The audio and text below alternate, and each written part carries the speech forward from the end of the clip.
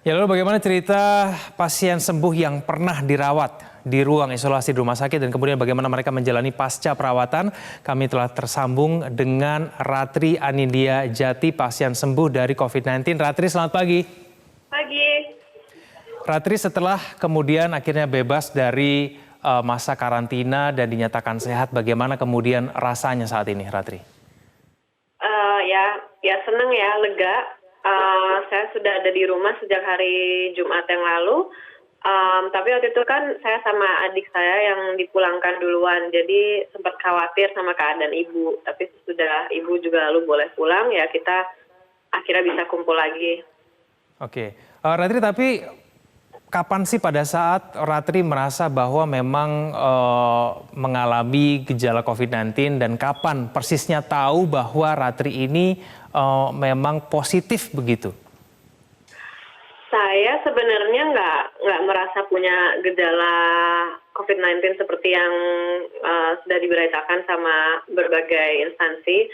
Jadi waktu itu tuh cuman hanya 2 minggu, hampir 3 minggu lalu sempat demam, tapi tidak terlalu tinggi untuk waktu 5 hari. Dan saya itu sudah ke dokter, dokter juga bilang karena sudah demam 3-4 hari, jadi kemungkinan 2 hari lagi sembuh. Dan waktu itu kata dokter memang betul, tapi lalu pasien nomor 1 dan nomor 2 dinyatakan positif, lalu saya dicek ulang oleh RSPI Sulianti Saroso, dan waktu itu kalau nggak salah hari Sabtu tanggal 5 atau 6 Maret saya dikatakan positif. Oke, Ratri Anindya Jati, proses isolasi itu seperti apa sih? Ceritain dong. Proses isolasinya ya kita diletakkan di masing-masing satu kamar sendiri-sendiri. Kita setiap hari 4 kali sehari itu dicek suhu tubuh sama tensi darah. Lalu setiap hari juga di swab tenggorokan dan hidungnya, dan setiap hari ada kunjungan dari dokter. Tapi ada obat-obat khusus tidak? Ada treatment khusus tidak yang kemudian diberikan ke kalian? Sebenarnya kalau buat kasus saya sih nggak terlalu khusus, karena saya posisinya waktu itu memang waktu masuk ke ruang isolasi sudah merasa sehat. Saya sudah hampir 2 minggu tidak demam, tapi hanya ada sisa-sisa dahak. Jadi dokter dan suster selalu setiap hari bertanya apa keluhannya hari ini. Ya saya bilang tadi ada dahak. Nah lalu saya dikasih FG Troche dan vitamin imbus setiap hari sama obat batuk. Nah, nanti ketika gejala itu sudah hilang ya terus obat batuknya dihentikan. Tapi kalau misalnya yang ada keluhan-keluhan lain, saya tahu pasien lain ada yang diinfus oleh antibiotik dan vitamin. Atau kalau pernafasannya ada yang sedikit sulit dibantu dengan nebulizer dari dokter. Dan kita juga kalau pernafasannya ada yang dicek ada yang tidak oke, langsung hari itu juga di ronsen. Oke, penjelasan dari dokter dan kemudian perawat itu cukup jelas nggak buat Ratri?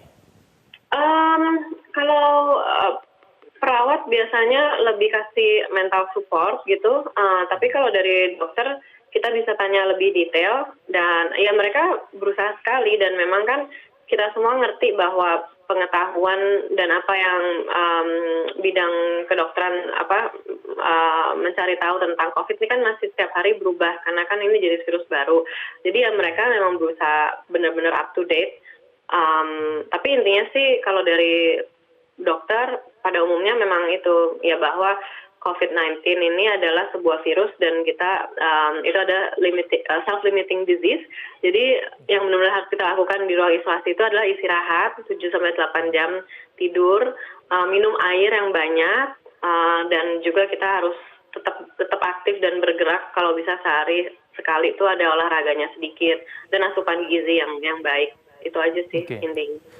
Tapi kalau dari Ratri sendiri, kontak secara langsung ataupun kontak fisik yang kemudian menurut Ratri ini yang menimbulkan virus COVID-19 itu seperti apa sih, Ratri? Maksudnya kalau menurut pengalaman saya? Ya. Seperti apa ya? Kita sih kemarin sebenarnya sempat bingung juga, karena kan pasien nomor 1 itu adik saya kan dibilangin karena kita berada di satu ruangan restoran Paloma itu, dan kebetulan saya pun ada di situ. Tapi kita nggak kenal dengan warga negara asing yang dari Jepang itu, jadi kita juga agak nggak habis pikir gitu. Tapi ya mungkin kita memang kena aja. Tapi kalau dianalisa gitu, saya kurang tahu sih. Nggak bisa Oke. jawab pasti gitulah. Baik, juga nggak yakin ya. Nah, Ratri, ini kan kemudian mengenai proses penyembuhan yang kemudian sudah dilakukan oleh Ratri hingga sampai saat ini seperti apa sih prosesnya? Iya, setelah waktu di ruang isolasi sih kita benar-benar fokus ya itu pikiran positif dan bahwa kita percaya diri kita bisa menyembuhkan dengan support dari dokter, suster dan asupan gizi yang baik di rumah sakit. Nah, setelah pulang ya dokter menyarankan kita tinggal di rumah 7 sampai 14 hari. Ya sudah, berarti ya kita masih harus fokus istirahat saja. Sudah kembali ke ini sih kegiatan sehari-hari, tapi ya kita tinggal di rumah dan melakukan hobi-hobi, terus senang juga sih bisa menghabiskan waktu sama keluarga di rumah sementara ini. Baik, Ratri, waktu hari awal begitu ya sempat ada identitas yang kemudian terungkapkan. Itu kan ibu dan adik dari Ratri. Nah, itu seberapa besar kemudian pengungkapan identitas itu mengganggu secara psikologis, khususnya mungkin untuk Ratri dan mungkin untuk ibu dari Ratri dan juga adik dari Ratri sendiri? Ya kalau ibu dan adik itu waktu itu ya kan sebagaimana yang diketahui, kita semua tahunya bahwa mereka positif adalah dari siaran TV. Begitupun ibu dan Sita dan adik. Jadi mereka lagi nonton TV di ruang isolasi, terus tiba-tiba disebutkan itu data diri yang menyatakan mereka positif. Jadi mereka shock sekali. Dan waktu itu saya telepon ibu, suaranya ya stres ya, karena kan kita kayak loh kok begini gitu. Nah terus ya nggak nyampe 1 jam itu berita semuanya udah berisi identitas mereka berdua dan rumah kami sudah didatangi oleh banyak sekali wartawan. Ya saya juga jantungnya langsung copot gitu, lagi melakukan kegiatan langsung berhenti semua dan berjam-jam itu cuma ngangkat telepon orang, angkat telepon orang, koordinasi segala macam. Tapi yang saya tahu setelah masuk rumah sakit, memang suster-suster ngasih tahu saya waktu dikabari itu ibu dan Sita langsung tensinya tinggi sekali, dan kita kebetulan semuanya tuh darah rendah, itu langsung naik semua. Jadi ya mereka sulit ya waktu itu buat mereka, karena mereka harus benar-benar menenangkan diri supaya bisa sembuh. Itu saya tahu butuh beberapa hari buat mereka. Kalau saya karena saya merasa waktu itu harus jadi yang kuat, ya nggak bisa terlalu nunjukin kalau saya emosional dan marah. Harus tetap tenang untuk menenangin mereka juga, gitu aja. Ratri, ini kan sebetulnya penyakit yang bisa dikatakan ini bukan aib ya, tapi menurut Ratri sendiri perlu tidak kemudian kalau misalnya orang-orang ini mengungkapkan ketika kemudian mereka terkena COVID-19. Kita lihat kan ada Tom Hanks misalnya, kemudian artis Hollywood begitu yang kemudian secara declare dia bilang kalau dia positif. Idris Elba juga mengatakan demikian, dan kemudian begitu banyak orang-orang yang secara terbuka gitu menyampaikan ketika mereka positif COVID-19. Dan kita juga sama-sama paham bahwa penyakit ini bukan aib. Tapi kalau menurut Ratri sendiri sebaiknya seperti apa sih kemudian ketika orang merasa dirinya memiliki gejala dan kemudian mungkin divonis oleh dokter itu positif COVID-19? Sebaiknya seperti apa menurut Ratri? Iya, sebenarnya waktu kita masih diisolasi dan Tom Hanks menyatakan dia sendiri bahwa dia positif tuh kita kayak, oh akhirnya ada orang yang terkenal ya menyatakan begini, dan pasti reaksi masyarakat beda gitu kan. Tapi itu bagus karena itu suatu form leadership gitu kan dari Tom Hanks sendiri. Nah, kalau saya sih mikirnya gini, ini tuh karena ketidaktahuan masyarakat tuh semua orang jadi panik dan bingung dan takut. Nah, itu tuh yang paling bahaya karena COVID-19 ini kan sudah diketahui bahwa persentase penyembuhannya tuh tinggi. Jadi kita harus fokus ke penyembuhan, cuman yang bahaya dan tidak bisa diremehkan itu kan proses penularannya cepat banget dan itu masih selalu dianalisa.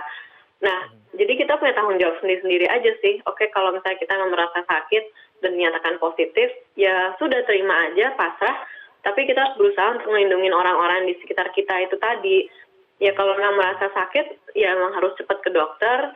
laporkan kondisinya, dan secepatnya kita berbuat sesuatu kan makin cepat ditangani juga, dan itu berarti kita juga melindungi lingkungan kita karena kan kita punya tanggung jawab untuk tidak menularkan ke orang-orang yang imunnya